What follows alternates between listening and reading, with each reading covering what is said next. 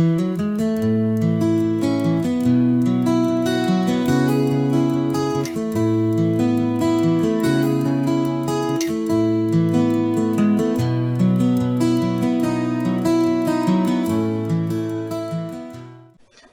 back to the kitchen. This is January 2025, the first video of the year.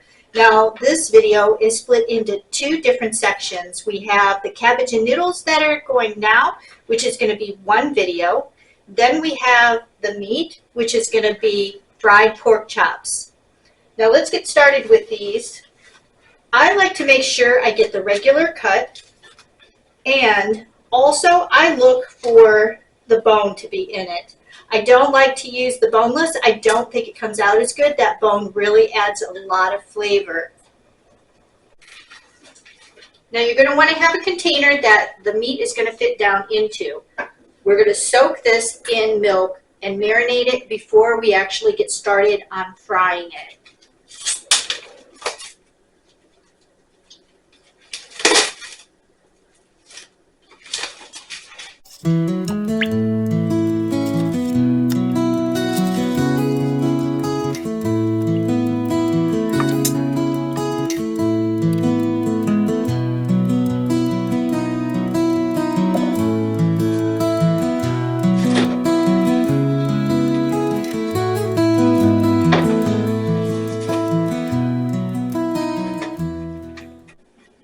Now those cabbage and noodles are all done and set aside, and I'll put a link so that you can see how those are made.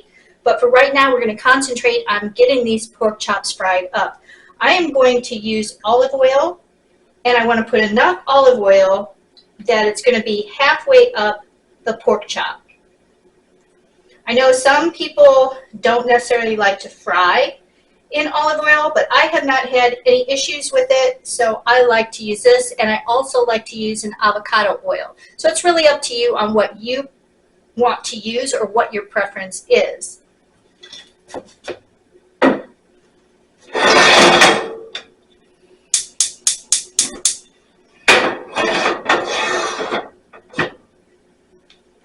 Now we do need to make sure that this oil is nice and hot because we want the outside to be nice and golden brown. We don't want it to be light in color, and it's going to put some good flavor into it. Let's get this checked and see if this is hot enough. Not quite yet. We're going to let this heat up a little bit more, and once it sizzles a little more, we're going to pull it off just a little bit and get the breading done for the pork chops. All right, this is much better. It's sizzling just the way I want it to. So now we're going to take this that's been marinating for probably about a half hour in this milk. Milk is actually a tenderizer for meat. I don't know if you knew that or not, but just a helpful tip for you.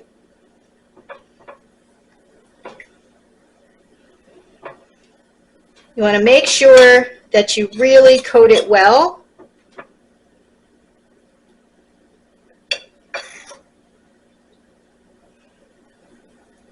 And we're going to start placing it in the oil.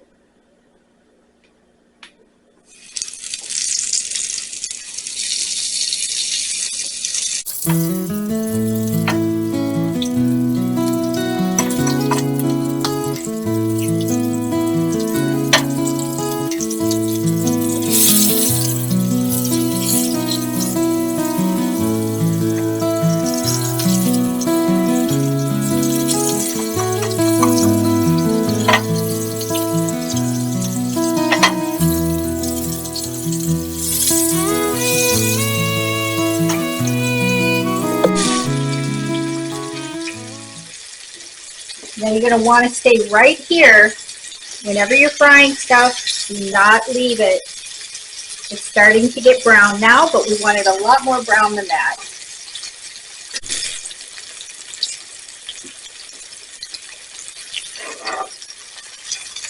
Yes, now that is what we want to see. See that nice golden browning that's happening?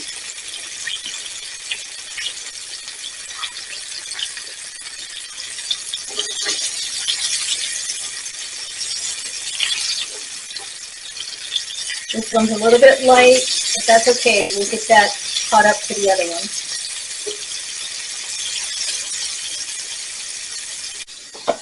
Now I add the broth in to the bottom. I have this grate that'll keep them from laying down into the broth. And you want it just below that so that it's not going to lay into the liquid.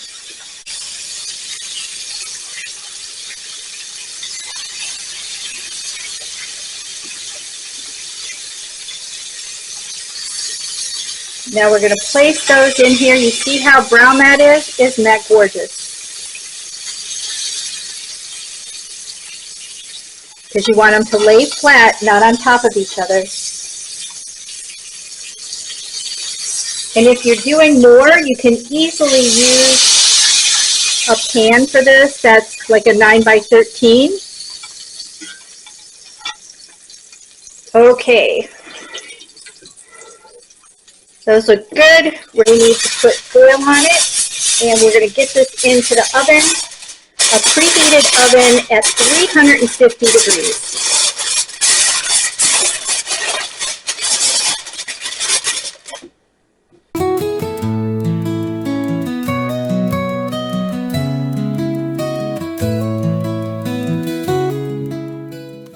It's been 45 minutes, and so we're going to take out these pork chops and take a look at what they look like.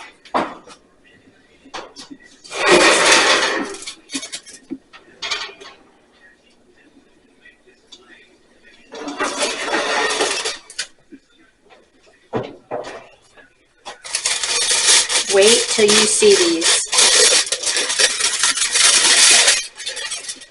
Now, is that amazing? These are going to be the most tender pork chops you have ever had. All right, we're going to pull this dinner together now so you can see what it looks like plated up.